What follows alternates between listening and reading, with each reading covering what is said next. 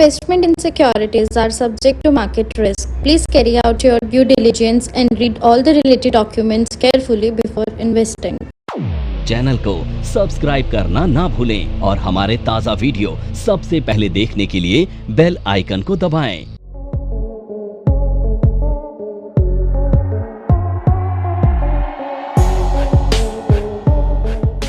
Good evening friend, जैसे कि मैंने अपने पिछले सेशन में आपको बताया था कि कैसे आप जीएसटी के जो 12% वाले स्लैब हैं उसका अगर वो सरकार जैसे कि सरकार डिसाइड कर रही है कि उसको हटाने के लिए तो उसका क्या इम्पैक्ट पड़ेगा, ख़ास करके कंज्यूमर के ऊपर और इंडियन इकोनॉमी पे।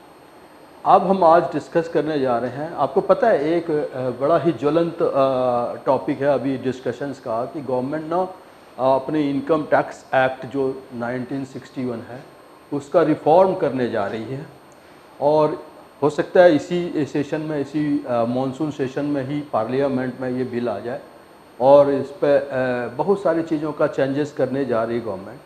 तो जो अभी प्रपोज्ड बिल के बारे में जानकारी मिल पाई हम लोगों को, उसके बेसिस पे हम आपको बता रहे हैं कि किस तरह का इसमें रिफॉर्मेशन होना संभव है। तो मैं आपको बताता हूँ, अभी हम बता रहे हैं ब्रीफ ये है कि ये जो है जो अभी जो एक्ट है वो है इनकम टैक्स एक्ट 1961। ये जो है act that is called income tax act 1961 और ये इनकम टैक्स एक्ट 1961 में गवर्नमेंट चेंज करने जा रही है और ये अब एक्ट हो जाएगा 2005। ठीक है, तो जो एक्ट 1961 है वो अब हटके 2005 का एक्ट बनेगा और इस एक्ट में क्या क्या चीज़ें गवर्नमेंट करने जा रही है। मैं before we start this I am going to talk one more thing to you, क्योंकि अभी इंडिया में ना कॉन्स्टिट्यूशन इतना कॉम्प्लिकेटेड है, कई वरिष्ठ लॉयर को भी उसका पता नहीं चल पाता है। जो बहुत ही एक्सपीरियंस हैं, बहुत ज़्यादा उसके साथ इन्वॉल्व हैं, उनके लिए तो ईज़ है, बट जो से अपकमिंग लॉयर्स हैं उनको भी एक्ट बहुत अच्छी तरह से पता नहीं होता। तो इसको गवर्नमेंट सिंप्लीफाई करने जा रही है, ख़ास करके जो लैंग्वेज है एक्ट का वो सिंप्लीफाई हो रहा है। तो विल सी, सबसे पहला ऑब्जेक्टिव है कि इस टैक्स को, इस बिल को ऐसा सिंप्लीफाई कर दें कि बार बार लोगों को कॉन्स्टिट्यूशंस के तरफ नहीं जाके ये जो टैक्स पेयर हैं यानी जो बिजनेस क्लास पीपल्स हैं, जो कॉरपोरेट पीपल्स हैं, उनको ज़्यादा अच्छी तरह से समझ में आए। यही है इसका मेन लॉजिक और इसी लॉजिक के ऊपर सरकार काम कर रही है और इसको सिंप्लीफाई कर रही है। अभी हम अगर बात करते हैं इसकी, तो हमारे को मल्टीपल टाइप के टैक्सेस भरने पड़ते हैं। तो जब ये न्यू एक्ट में आएगा तो few tax slab will be changed और जो है इसके स्टैंडर्ड डिडक्शंस के जो चीज़ हैं उसके ऊपर भी चेंजेस आएंगे। डिजिटली फाइलिंग करने के प्रोसेस को ईज़ कर दिया जाएगा, आसानी से करने पड़ेंगे। बहुत सारे कॉम्प्लिकेटेड पेजेस के जगह पर simplified and single page returns होगा ताकि आप आसानी से कर सकते हैं। और हो सकता है, अभी हम कह सकते हैं कि हो सकता है कि जो हमारा earning limit up to 20 lakh तक है उनको कोई टैक्स देना ना पड़े, हो सकता है। अब आते हैं, हम इसकी बात करते हैं जो न्यू प्रपोज स्लैब हो सकता है, दिस इज टेंटेटिवली है, प्रोस्पेक्टिव है कि जो न्यू प्रपोज स्लैब होगा उसके हिसाब से इसका क्या स्वरूप निकल के सामने आएगा, इस बिल का क्या स्वरूप निकल के सामने आएगा वो मैं आपके साथ यहाँ डिस्कस करता हूँ। तो खास करके हम कहते हैं इसमें ये जो एक्ट है 25-26, इसके हिसाब से 5 लाख तक का स्लैब जो होगा वो 0%। ठीक है, 5 लाख से 10 लाख तक का हो सकता है, इस पर 10% टैक्स प्रपोज किया जाए। देखिए, मैं कंफर्म नहीं कर रहा हूँ, इसका डिस्कशन तब करेंगे जब पार्लियामेंट के सेशंस खत्म होंगे और एक्ट आएगा। नमस्कार दोस्तों, मैं नेहा। NIFM के बारे में जैसा आप लोग जानते ही हैं कि NIFM जो है वो बेस्ट इंस्टीट्यूट है जो फाइनेंशियल मार्केट, फाइनेंशियल अकाउंटिंग के कोर्सेज प्रोवाइड करता है और हम लोग जो स्पेशलाइज्ड हैं वो अपनी प्रैक्टिकल नॉलेज के लिए है। आज मैं जिस कोर्स के बारे में बात करना चाह रही हूँ वो कोर्स है advance diploma in financial accounting and business taxation. जी हाँ, अकाउंटिंग सेक्शन में अपना करियर बनाने के लिए आपके पास बहुत सारी अपॉर्चुनिटीज हैं। आज हर एक कंपनी 2 से 3 अकाउंटेंट को रिक्रूट करती है। और अगर हम बात करें बड़ी बड़ी कंपनीज की, तो पूरे अकाउंट्स की एक टीम होती है। हर सेक्शन के लिए, हर डिवीजन के लिए अलग अलग इंसान की जरूरत होती है। तो वो इंसान आप क्यों नहीं है? आप वो इंसान तभी बन सकते हैं जब आपके पास किसी डिग्री के साथ साथ कोई प्रोफेशनल क्वालिफिकेशन होती है। जी हाँ, वो ही प्रोफेशनल क्वालिफिकेशन आपको NIFM से मिलेगी। इससे ये होगा कि जब भी आप नौकरी के लिए जाते हैं तो कोई भी चीज ऐसी नहीं है जो कि आपको रोक पाएगी। तो दोस्तों, मैं अपने एक कोर्स के बारे में आपको बताना चाहती हूँ। हम लोग के पास यहाँ एक कोर्स है, जिस कोर्स का नाम है advance diploma in financial accounting and business taxation, जिसके अंदर 9 मंथ्स की आपको ट्रेनिंग दी जाती है। हमारा जो कोर्स है उसके अंदर टोटल 10 मॉड्यूल्स होते हैं, जिसमें accounting, GST, tally, ERP 9, companies act, payroll management, ESI and PF and MIS system, ये सारी चीजें आपको उसमें सिखाई जाएंगी। तो दोस्तों, फिर इंतजार किस चीज का है? प्लीज नीचे दिए गए नंबरों पर कांटेक्ट कीजिए। हमारे जो एक्सपर्ट्स हैं वो आपको आपकी जरूरत के अनुसार कोर्स गाइड करेंगे। उसके बाद फिर हम दूसरा वीडियो आपके लिए लेके आएंगे और उसमें हम ज़्यादा बेहतरली डिस्कस करेंगे। तो ये जो 10% का स्लैब है, यहाँ पे कितना है? 5 लाख से लेके 10 लाख तक आपको 10% टैक्स देना पड़ा। हो सकता है यहाँ पे गवर्नमेंट कुछ 87A में कुछ चेंजेस भी लाए, जो भी है। फिर उसके बाद 10 लाख से लेके जो ऊपर 20 लाख तक इनकम वाले को 15% का जो है टैक्स भरना पड़े, और उससे ऊपर वाले को 20%, और जो अभी टैक्स स्लैब जो है बेसिकली अप टू 30% जाता है, तो उसको थोड़ा सा कट शॉर्ट करके गवर्नमेंट एक रिलीफ देगी और वो 25% तक करने जा रही है सरकार। इसका की बेनिफिट क्या होगा? तो इसका सबसे पहले जो कॉम्प्लिकेशंस है वो ख़त्म हो जाएंगे आपके। सेक्शन 80 के अंदर में, 80C के अंदर में, 80D के अंदर में जो आपके रिबेट्स मिलते थे वो ईज कर दिया जाएगा। वो लिमिटेड कर सकता है, हो सकता है उसको बाईपास भी कर दे। फिर स्टैंडर्ड डिडक्शन जो अभी है आपका 60 अभी तो ऑलरेडी 75,000 है, तो इसको बरकरार रखे सरकार। लीव ट्रेवल कंसेशंस जो आपके मिलते हैं वो भी आपको मिले, इसके भी अंदर में आपको बेनिफिट मिले। 10% आफ्टर, अगर आप अपने थ्रेशोल्ड लिमिट को क्रॉस कर जाते हैं तो पहला फ्लैट स्लैब हो सकता कर दे, घटा के 10% आफ्टर स्लैब ले। और इसको इतना इजी करने जा रही है सरकार कि ये सिंप्लीफाइड और आसानी से रिकॉन्साइल होके ऑटोमेटिक टैक्स। अब आप थोड़ी सी बात हम यहाँ पर डिस्कस करेंगे, यूजुअली है क्या चीज़।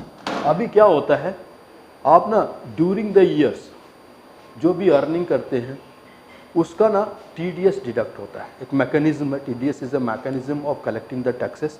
तो ड्यूरिंग द ईयर जो भी आप अर्निंग कर रहे हैं उसका एक मैकेनिज्म है कि उसके टैक्स डिडक्ट किए जाते हैं।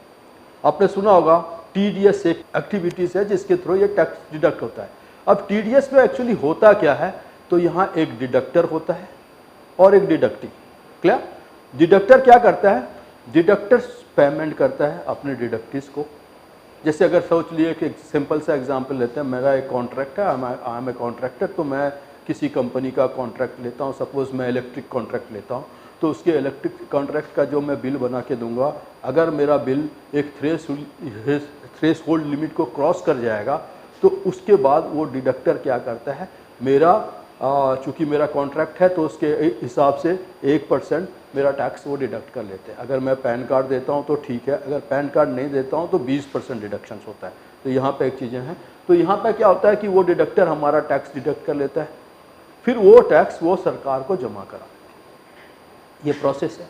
जब वो टैक्स सरकार को गवर्नमेंट के खाते में जमा हो जाता है, तो जैसे ही हम अपने इनकम टैक्स पोर्टल पे जाते हैं तो हमारे पास एक होता है 26AS, और ये 26AS में ये क्लियरली मेंशन हो जाता है कि हमारे पास कितना क्रेडिट आ गया है, यानी मुझे कितना हमारा TDS कट गया है। और जब मैं वो अपना रिटर्न भरता हूँ, तो जब मैं रिटर्न भरता हूँ तो वो TDS मुझे वापस, जब मैं रिटर्न भरता हूँ तो वो TDS वापस मिलता है। मेरे वर्ड को ध्यान से रखना, समझना आपको, क्योंकि गवर्नमेंट जो अभी एक प्रक्रिया लेके आने जा वाली है उसमें ये तभी है जब आप रिटर्न भरते, यानी ये मैनुअल प्रोसेस है, ये मैनुअल प्रोसेस है। गवर्नमेंट इसको ऑटोमेट करने जा रही है, ऑटोमेटिक। अब इसका क्या बेनिफिट होगा? अगर मैं अपना रिटर्न भरता हूँ तो ठीक है, अगर बाय चांस मैं अपना रिटर्न नहीं भर पा रहा हूँ और मेरा इनकम जो है नॉन टैक्सेबल जोन में आ रहा है, तो गवर्नमेंट इसको ऐसा कर देगा कि इस प्रोसेस को जो हम रिटर्न भरने के बाद सर्टेन प्रक्रिया को पूरा करने के बाद वापस ले। ऐसे कोर्स के बारे में बात करना चाह रही हूं जिस कोर्स को करने के बाद आपके लिए सारे दरवाजे खुल जाते हैं, आप जो करना चाहें वो कर सकते हैं। आप इस फील्ड में जॉब करना चाहें आप जॉब कर सकते हैं, आप अपना खुद का ब्रोकिंग हाउस ओपन करना चाहें आप अपना ब्रोकिंग हाउस ओपन कर सकते हैं, आप सेल्फ ट्रेडिंग करके पैसा कमाना चाहें आप वो कर सकते हैं, आप फ्रीलांसिंग करना चाहें वो कर सकते हैं। तो दोस्तों ऐसी चीज आपको कहां मिलेगी जिसके बेसिस पर आप कुछ भी कर सकते हैं और बहुत सारा पैसा अर्न कर सकते हैं। कोर्स का नाम है advance diploma in financial market management. Advance diploma in financial market management जो कोर्स है ये NIFM national institute of financial market का सबसे बेस्ट कोर्स है, क्योंकि जिस भी स्टूडेंट ने ये कोर्स किया है वो आज बहुत ही अच्छे लेवल पर जॉब कर रहा है। Advance diploma in financial market management के कोर्स की ड्यूरेशन है 1 ईयर और 1 ईयर के अंदर हम लोग आपको वो सारी चीजें सिखाते हैं जो चीजें रिक्वायर्ड होती है इस इंडस्ट्री में एंटर करने के लिए। इस कोर्स के 5 लेवल्स होते हैं जिसमें हम लोग बेसिक से लेके एडवांस तक सब चीजें सिखाते हैं। और दोस्तों हमारे यहाँ पे जो हमारे टीचर्स हैं वो बहुत ही एक्सपीरियंस टीचर्स हैं, 15-15 20-20 साल के साथ उनका एक्सपीरियंस है और उनको इसी मार्केट का एक्सपीरियंस है। प्रैक्टिकली वो लोग आपको टीच करेंगे और they are very down to earth. आपको किसी भी टाइम पर कोई भी डाउट है कोई भी क्वेरी है, आप एक चीज को अगर 10 बार भी पूछेंगे तो वो आपको बड़ी ही इजीली आपके डाउट्स क्लियर करेंगे। हो सकता है गवर्नमेंट इसको प्रपोज करे और ये ऑटोमेटिकली आपके रिफंड हो जाए उस पर्टिकुलर ड्यूरेशन के बाद। लेकिन इसके लिए 2 चीज़ों का ध्यान रखना पड़ेगा। नंबर 1, आप अपने जो रिटर्न्स भरेंगे वो टाइम पे भरें। अभी टाइम पे भरते तो ये भी गवर्नमेंट चाहती है कि आपके पास अगर टैक्सेबल है, अगर टैक्सेबल है तो आपको टाइम पे रिटर्न भरना है, ये गवर्नमेंट चाह रही। और दूसरा जो है आपका रिटर्न जो है एक्यूरेट होना चाहिए, यानी आपका रिटर्न अगर आप रिवाइज करते हैं रिटर्न को तो उस केस में ये पैसे आपको वापस नहीं आएगा। इसका मतलब क्या है, गवर्नमेंट ईमानदार टैक्स पेयर को ज़्यादा इंपॉर्टेंस देने जा रही है। तो ये चीज़ें आप ध्यान रखिएगा। So there will be things are going to be very simple, यहाँ पर सिंपल कर दिया जा रहा है। और सिंपल का बेनिफिट क्या हो रहा है कि ये आपको क्लैरिटी मिल जाएगा कि आपकी कितनी लायबिलिटीज़ है, किस सेक्शंस के अंदर में डिडक्ट हो रहा है। अभी जो कॉम्प्लिकेशंस है भाई इसके ने सेक्शन 194C में जाएगा या 194I में जाएगा, H में जाएगा, ये सारी चीज़ें सिंप्लीफाइड करके और उसको जो है प्रॉब्लम से कॉम्प्लिकेशंस है उसको गवर्नमेंट कम से कम करने जा रही है। और ये सारे complication will be totally digitally transform होंगे। इसमें कोई ऐसी चीज़ नहीं। असेसमेंट एंड यूँ समझ लीजिए कि टैक्स पेयर के जो चार्ट्स क्रिएट होंगे, जो टैक्स पेयर के जो डेटास क्रिएट होंगे, डेटा का लिंक, ये सारे एक दूसरे के साथ इंटरेक्ट होगा। यहाँ तक कि आपके बैंक के डाटा, आपके कंपनी के डाटा और आपके GST के डेटा सारे एक दूसरे के साथ इंटरलिंक होके क्लियर पिक्चर होगा, कंसेप्ट क्लियर होगा और आपको सही तरह से सिंप्लीफाइड वे में टैक्स के रिटर्न सिंगल पेज में भर सकते हैं। अभी टैक्स का रिटर्न भरते हैं, अगर आप चलो इंडिविजुअल है, सैलरी इनकम है तो ठीक है, ये सिंप्लीफाइड है ना। लेकिन अगर आप बिजनेस के पार्टनर हो या आप ऑनर हो किसी बिजनेस के तो ये कॉम्प्लिकेटेड होता जाता है। तो इस चीज़ को सिंप्लीफाई करने के पीछे गवर्नमेंट दे रहा है। तो government want to make the compliances more easy. Government क्या चाह रही है, इस कंप्लायंसेस को ईज करना, सिंप्लीफाइड कर देना रिटर्न्स को, लोअर एफर्ट्स लगे। इकोनॉमी में इसका इंपॉर्टेंस क्या होगा कि इकोनॉमी में बूस्ट होगा एंड रेज द टैक्स के रिटर्न्स बढ़ेंगे। सो ये चीज़ें ध्यान में रखते हुए गवर्नमेंट इसके ऊपर काम करने जा रही है। अभी करंटली क्या क्या चैलेंजेस हैं गवर्नमेंट के पास, देखो एक चीज़ और मैं बताता हूँ। गवर्नमेंट ट्राई कर रही है कि जो इसका लैंग्वेज है ना वो थोड़ा ईज कर दिया जाए। जैसे टैक्स पेयर का डेफिनेशंस, जैसे डिडक्टर्स के डेफिनेशंस, जैसे डिडक्टिव्स का डेफिनेशंस, डिडक्टिव्स के नेचर ऑफ जॉब का डेफिनेशन है, तो ये भी बहुत क्लियर कट, बट इसको और सिंप्लीफाई कर दे ताकि इसके लिए किसी एक्सपर्ट लॉयर या एक्सपर्ट कंसल्टेंट की ज़रूरत ना पड़े, पब्लिक इसको आसानी से समझ सके कि क्या चीज़ है, सेक्शंस का क्या है नीड, सब सेक्शंस क्या कहता है। जो अभी देखो, अभी टोटल अगर आप देखा जाए तो इनकम टैक्स एक्ट में अभी 556 टैक्सेस हैं, ऑलरेडी 556 क्लाउजेस हैं, यानी 556 क्लाउजेस को रिड्यूस करके 247 में ला रही है गवर्नमेंट। यानी यूँ समझ लीजिए कि ये इतना सिंप्लीफाई हो रहा है इनकम टैक्स एक्ट, जो पहले बहुत लंबा चौड़ा, बहुत विस्तृत होता था, बहुत टीडियस, हैक्टिक और डिफ़िकल्ट होता था, वो अब आसान होने जा रही है। तो this is what is my thinking about the new reform and hope it will be there. और इससे क्या होगा, टैक्स पेयर को आसानी होगी और वो आसानी से ये टैक्स बढ़ सकता है, इससे टैक्स के हो सकते कलेक्शन ज़्यादा हो। Thanks for being with me. आपको अगले कुछ ही दिनों में ये सारे हम दोबारा से आपको यही चीज़ के ऊपर डिस्कस करेंगे and then will talk about more. So that is what I am going to say, reform of the income tax act 1961 को हो सकता है चेंज करके, रिफॉर्म करके बना दे, 2025 का एक्ट बन जाएगा। और ये भी आप एक विटनेस, जैसे कि जीएसटी देखा आपने 2017 में आया, you being the witness of this, तो हो सकता है आप भी इस रिफॉर्म के एक नए विटनेस हों। So let's hope for the better. Good luck.